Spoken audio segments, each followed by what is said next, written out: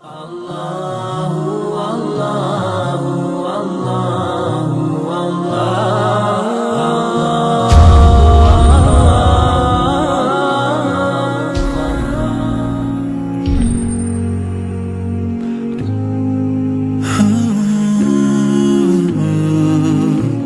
brothers and sisters in Islam, how much does Allah subhanahu wa ta'ala do for us? He created us. He gave us life. He gave us good health. He gave us wealth. He gave us children. He gave us wives and spouses.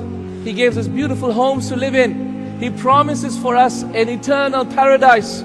He will elevate our status and let us look at His face on the Day of Judgment. How does Allah subhanahu wa ta'ala love us so much? Is shown by the fact that even when we disobey Him, He still feeds us, He still clothes us, He still lets us breathe by Allah.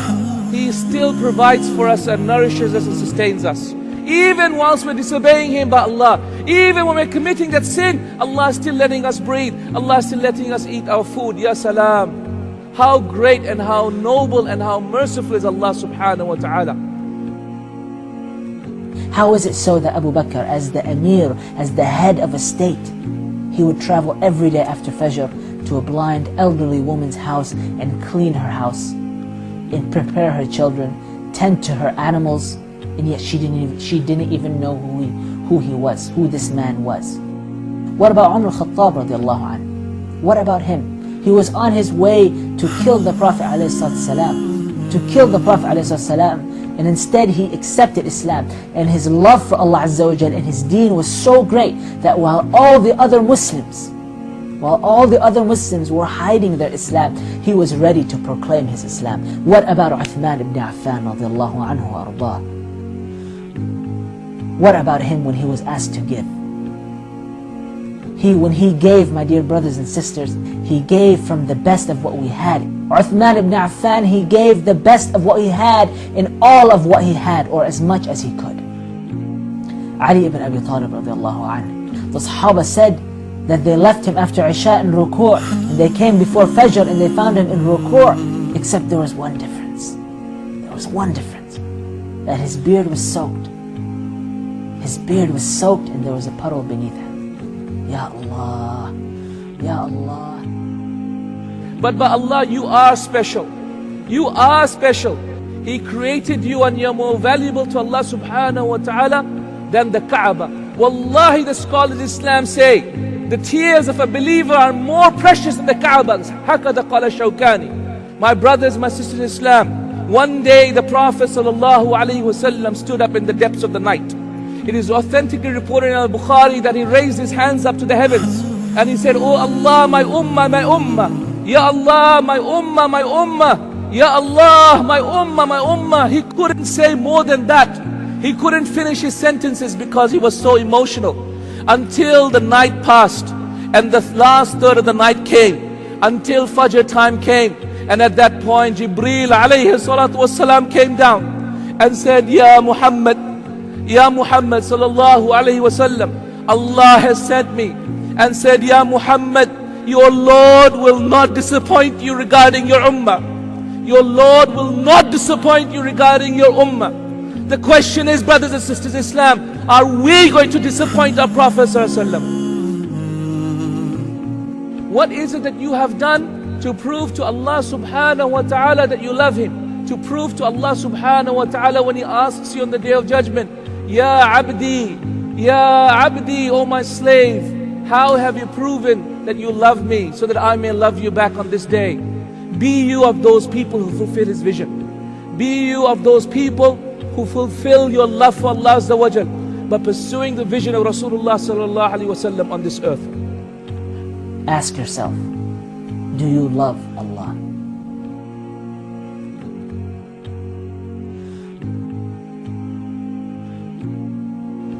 The question I have for you, my brothers and sisters in Islam, is this: what have you done to prove your love for Allah subhanahu wa ta'ala? Have you at the very least spread Islam? Have you at the very least fed a poor person? Have you at the very least rubbed your hands on the hair of an orphan? How does Allah subhanahu wa ta'ala love us so much? The Prophet ﷺ said, Wallahi, indeed Allah loves us and loves people far more than a mother who has lost her child when she finds her child back. Imagine when a mother who's lost her child finds the child for the first time, how much does she love the child, subhanallah. It is for this reason why Sufyan al-Thawri, rahimahullah, used to say, Wallahi, I would rather have Allah as my judge on the Day of Judgment rather than my own parents. Why? Because I know Allah loves me more than my own parents. Allahu Akbar. My brothers and my sisters in Islam, how much does Allah Azza wa Jal love us is shown by the fact that even when we disobey Him, He still feeds us, He still clothes us, He still lets us breathe by Allah. He still provides for us and nourishes us and sustains us. Even whilst we're disobeying Him by Allah, even when we're committing that sin, Allah is still letting us breathe, Allah is still letting us eat our food. Ya salam. How great and how noble and how merciful is Allah subhanahu wa ta'ala. He is the loving God, Al-Wadud, the one who loves, the one who has mercy with His creation, the one who loves to love His creation, the one who loves His creation so much so that the love that He has sent on this earth is only one part of 99 parts that He has prepared for the believers in the Day of Judgment. So my brothers and my sisters in Islam, what have you done to prove to Allah subhanahu wa ta'ala that you love Him? What is it that you have done to prove to Allah subhanahu wa ta'ala that you love Him? My slave, what have you done to prove that you love me? My brothers and my sisters in Islam, by Allah, there is not a single person, the one who is speaking and the one being spoken to, except that he will find a level of hypocrisy in his heart in this question by Allah. Wallahi, we say we love Allah, but we are not true in our love for Allah subhanahu wa ta'ala. We say we love Allah, but by Allah our actions are lacking. How is it so that Abu Bakr, as the Amir, as the head of a state, Amirul Mu'mineen, my dear brothers and sisters, how is it that he would travel every day? He would travel every day after Fajr to a blind elderly woman's house and clean her house. And yet she didn't even know who he was, who this man was, what this man did. All she knew was that a man came and provided for her. How is it, if not for the love of Allah subhanahu wa ta'ala, what else did Abu Bakr do it for? Did he do it for money? He was one of the richest. Did he do it for status, prestige? He was Amirul Mu'mineen, the head of a state. So my dear brothers and sisters, such was the love that Abu Bakr radiallahu anhu had for Allah subhanahu wa ta'ala. What about Umar al-Khattab radiallahu anhu? What about him? He was on his way to kill the Prophet ﷺ, and instead he accepted Islam, and his love for Allah Azza wa Jal and his deen was so great that while all the other Muslims were hiding their Islam, he was ready to proclaim his Islam. He was ready to tell everyone about this new ni'mah, this new rahmah that Allah Azza wa Jal bestowed upon him. Such was the love that he had with Allah Azza wa Jal. What about Uthman ibn Affan radiallahu anhu wa ardah? What about him when he was asked to give? When he gave, my dear brothers and sisters, when he gave from the best of what we had. Imagine, when we give things that we don't use. We give second-hand items. We give the extra money that we don't need. Uthman ibn Affan, he gave the best of what he had in all of what he had, or as much as he could.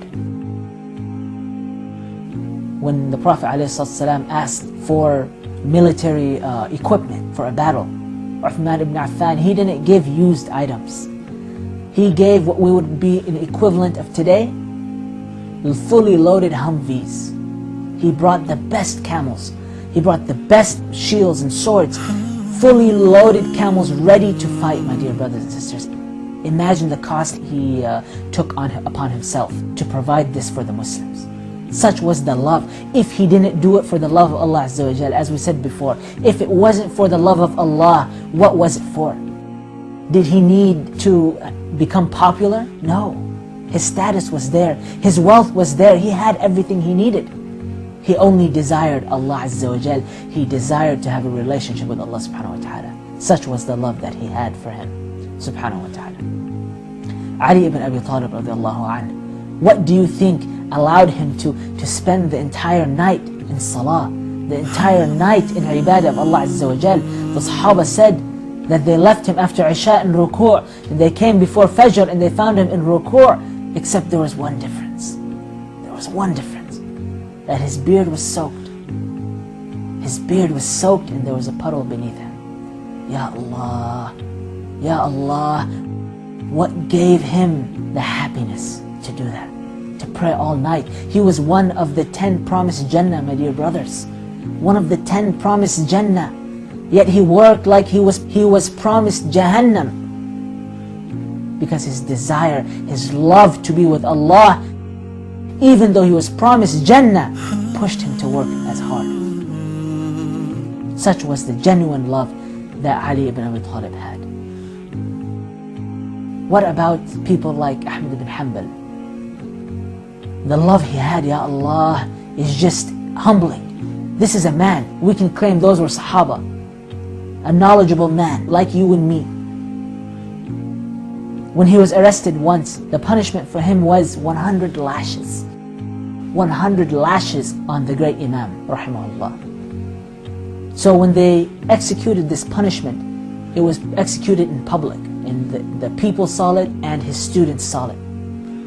So the executor, he began to whip. 100 lashes. And in between those lashes, he passed out. When he regained consciousness, he found that his students had gathered around him in his house. First question he asked, after being whipped and everything, he said, "Did you guys pray Asr?" And his students replied, "Yes." So he said, "Then make wudu for me so I can pray the Asr." And then after the Salah, the students were around him and they asked him a question. They asked him, "Oh Shaykh, when the whipper was whipping you, we were crying out of the pain that you were going through, yet you were smiling. You were smiling. Why?" So the Imam, rahimahullah, he said, "You guys were looking at the hand of the whipper." He said, "But I was looking at the hand of Allah subhanahu wa ta'ala." Ya Allah.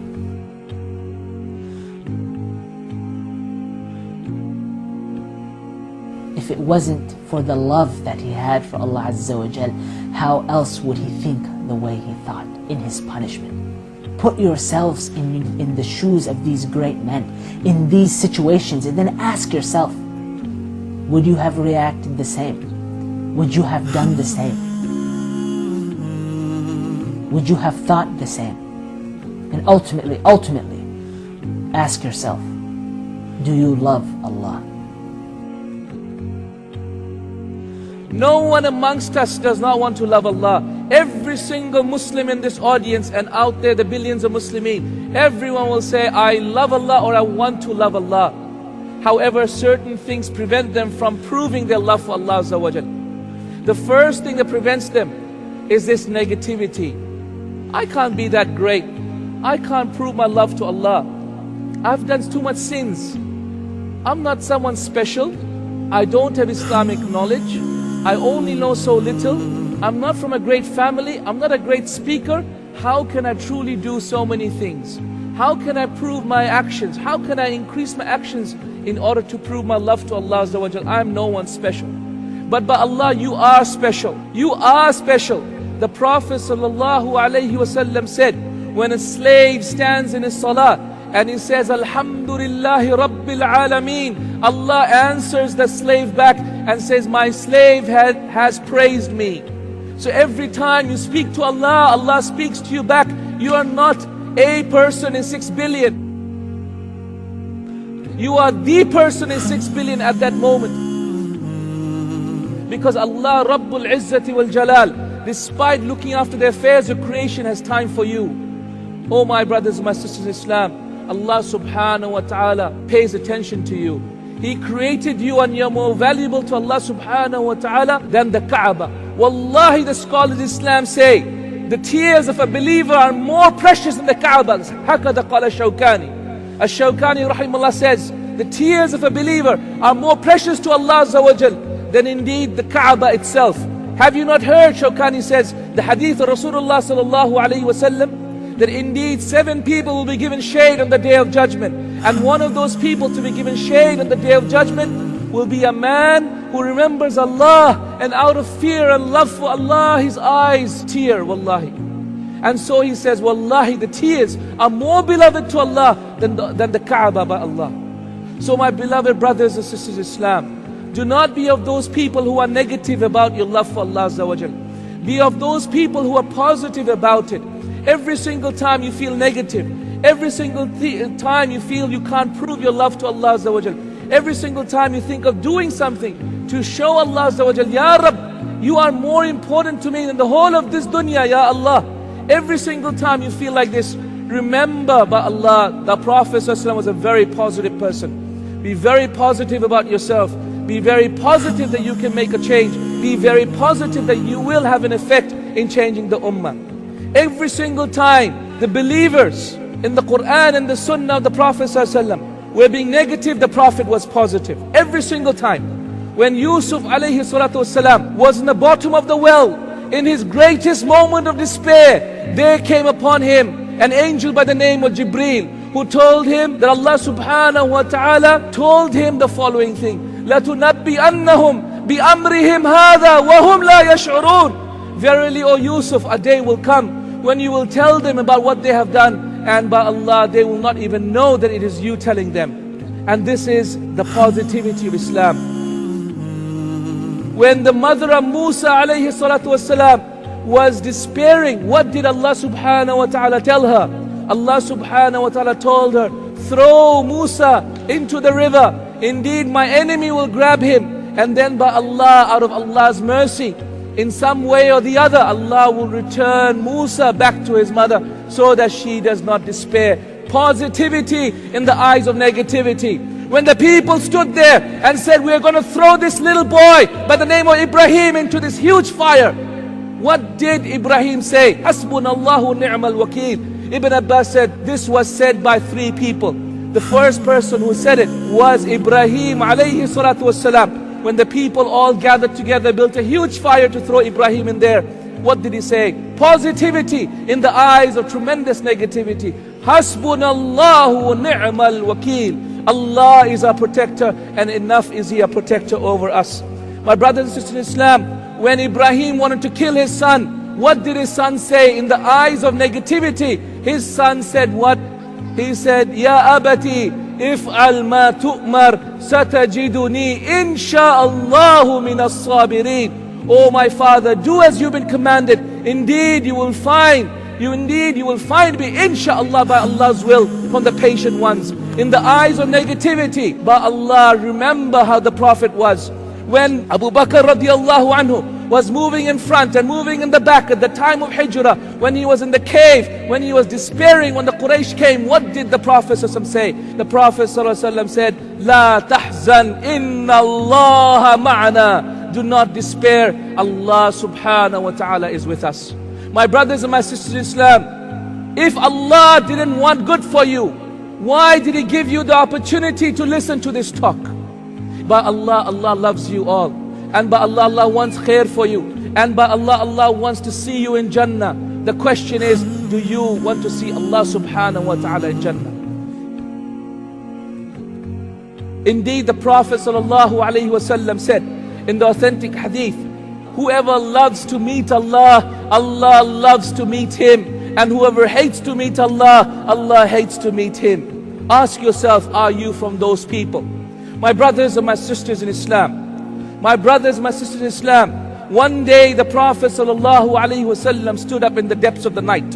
It is authentically reported in Al-Bukhari that he raised his hands up to the heavens and he said, Oh Allah, my ummah, my ummah. Ya Allah, my ummah, my ummah. Ya Allah, my ummah, my ummah. He couldn't say more than that. He couldn't finish his sentences because he was so emotional. Until the night passed and the last third of the night came, until Fajr time came. And at that point, Jibreel alayhi salatu wasalam came down and said, Ya Muhammad sallallahu alayhi wasallam, Allah has sent me and said, Ya Muhammad, your Lord will not disappoint you regarding your ummah. Your Lord will not disappoint you regarding your ummah. The question is, brothers and sisters in Islam, are we going to disappoint our Prophet ﷺ? Are we going to disappoint our Prophet ﷺ? Allah has promised our Prophet He will not disappoint him regarding our ummah. The question is us, are we going to otherwise not fulfill the promise of Allah and be a disappointment for our Prophet ﷺ? Be you of those people who fulfill his vision. Be you of those people who fulfill your love for Allah Azza wa Jal by pursuing the vision of Rasulullah sallallahu alaihi wasallam on this earth. I ask you, my brothers and sisters in Islam, if you're feeling negative because you're constantly criticized in this work, remember what Ibn Taymiyyah rahimahullah said. He said, Wallahi, Allah loved Abu Bakr and Umar so much that He created a nation of millions of people known as the Shia who would curse Abu Bakr day and night, so that by Allah Abu Bakr can take their good deeds and they can take the bad deeds of Abu Bakr and Umar. Allahu Akbar. This is the positivity in the eyes of negativity. This is why Shafi'i rahimullah used to say, measly is the situation of the person who is not criticized. So do not be afraid of criticism. Do not be afraid of those people who talk too much. Get on and get doing your good deeds. Do not worry about people who criticize and tell you otherwise. For those people who are going through great difficulty in their life, remember the story of Al-Mutanabbi, a great poet in Arabia. He used to say, whenever I used to have disease and had difficulty in my body, I used to write the best of poetry, the most emotional poetry. And indeed, I would wait for those times of difficulty because my poetry would be the best. So if you're of those people who are afflicted by difficulty, remember the story of Al-Mutanabbi. For those people who are significantly trying to do da'wah to your families, people come to me and say, I've been trying to change my family, I've been trying to change them, telling my mom to pray, my dad to pray. What message do I have for you? I have the message of the great scholar Abdullah ibn Mubarak. Abdullah ibn Mubarak used to have a Jewish neighbor, and he used to give him da'wah for 20 years, until a day came when the Khalifa came to Abdullah ibn Mubarak and came to the neighbor of Abdullah ibn Mubarak, the Jewish neighbor, and said, I have to demolish your house because we have to build a road on this path. And what did the Jewish neighbor say? He said, okay, I will sell you my house for 2,000 dinars. So the Khalifa said, why 2,000 when the house is only 1,000 gold dinars? He said 1,000 gold dinars for the house and 1,000 for being the neighbor of Abdullah ibn Mubarak. Then he went to Abdullah ibn Mubarak and accepted Islam. My brothers and my sisters in Islam, those who are despairing that your parents don't listen to you, your wife doesn't pray, your husband doesn't listen, your uncle, aunties, your brothers and sisters not listening to you, be patient by Allah. Just like Abdullah ibn Mubarak was. Because when they lose you, by Allah, they will surely understand the value that you have come to them. For those people who have lost hope, think that they cannot do any good at all, remember the story of Al-Sarakhsi rahimahullah. Imam Al-Sarakhsi, the great scholar of the Hanafi madhab, was imprisoned in the well for 10 years. But by Allah, this did not stop him. He used to recite at the bottom of the well. He used to recite his book until his students would come at the top of the well and write down everything he used to say, until they filled up a volume of 27 volumes of a book by the name of Al-Mabsut. 27 volumes from what As-Sarakhsi would say from the bottom of the well. Never despair. You can always prove your love to Allah Azza wa Jal, wherever you are, in whatever situation you are. For those people who are being harmed, who are being hurt by your families and by your situation now, but Allah, remember the situation Imam Ahmed rahimahullah, and remember that he was also harmed and hurt for years and years. He was lashed until his arms were out of his sockets, yet he never gave up being upon the truth.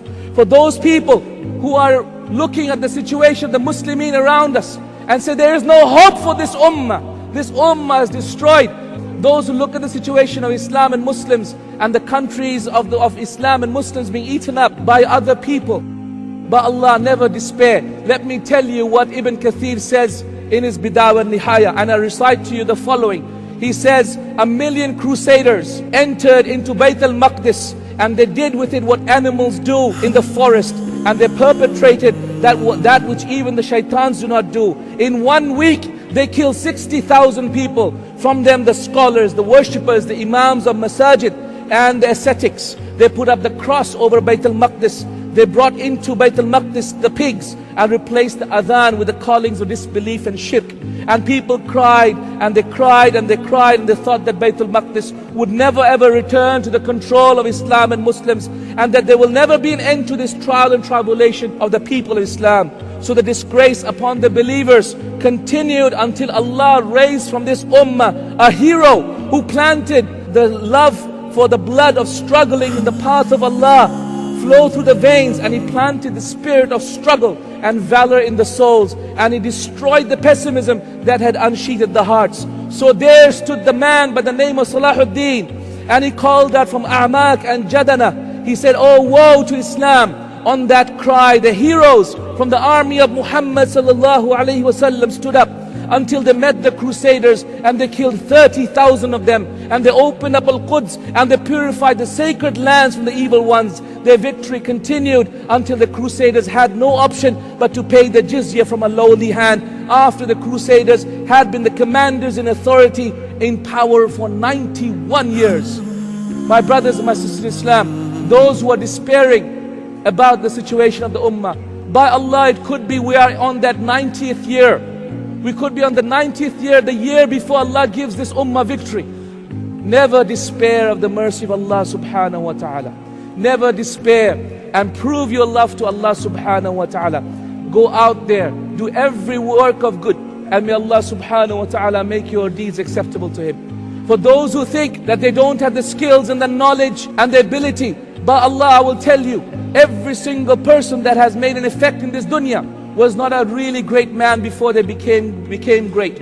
They were not particularly talented, not particularly educated, not particularly eloquent, but Allah, they had one thing and one thing only, and that was a deep burning desire to achieve something. Gandhi, when he thought that he was going to throw the people out of India, when was that time? It was at the most unique of times, when he was being thrown out of the carriage, the first class carriage in South Africa. That is the moment as his cheeks hit the ground, as he was being thrown out of the train. He said, I made up my mind at that point that I'm going to free India from the British. Ya salam. This is the nature of visionaries. This is the nature of people who want to do good.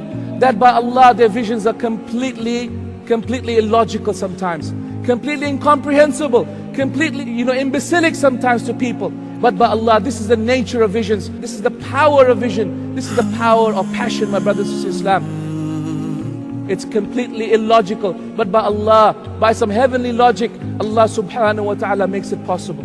So my brothers and my sisters in Islam, let this be the call that you all have. Let this be the promise that you all make as you walk out of this conference. So my brothers and my sisters in Islam, make an oath and a promise to Allah subhanahu wa ta'ala that you're going to do something to prove your love to Allah Azza wa Jal. And by Allah, be of those people who fulfill your promise. And I remind you all, lastly, of the ayah and the verse in the Quran. Verily from the believers are those who have fulfilled what they have promised Allah subhanahu wa ta'ala. Minhum man qada nahbahu. From them are those people who have already passed away. Wa minhum man yantadhir. And from them are those people that are still waiting to fulfill their promise. وَمَا بَدَّلُوا تَبْدِيلًا. They have not changed by Allah in their promise. The scholars of tafsir say this verse was revealed regarding a sahabi by the name of Anas bin Nadhr. Anas bin Nadhr radiyallahu anhu was a sahabi who accepted Islam just right after Badr, just before Uhud. And by Allah, when he accepted Islam after Badr but before Uhud, he felt sad. He felt sad. Why did he feel sad? Because he had missed the greatest of battles, the battle of Badr. So he made a promise to Allah, raising his hands to the heavens, say, Ya Rabbi, if you give me another chance, I will prove to you my promise to you. So Allah subhanahu wa ta'ala gave him a chance and gave him the battle of Uhud. And he fought in the battle of Uhud until they said that he was wounded 36 times, all in the front. And they could not recognize him except by the tip of his fingers that his sister would recognize him for. Why? Because by Allah, he proved his promise to Allah, that if Allah gives him another battle, he will truly prove to Allah how much valor he has, how much love he has for this deen, how much he wants to defend this deen. And by Allah, this is the verse that was revealed for him. Verily from believers are those who are truthful to the covenant from Allah. From them are those that have passed away, and from them are those that still await their death. By Allah, they have not changed in their promise to Allah. Ask yourself this question: are you going to change in your promise to Allah Azza wa Jal? Or are you going to be of the believers that are from the men and the women that are true believers? Hold on to your promise and bi-idhnillah make a true change in this ummah. Jazakumullah khair, my brothers in Islam. I hope that bi-idhnillah you all benefited. Wa akhiru da'wana and alhamdulillahi rabbil alamin.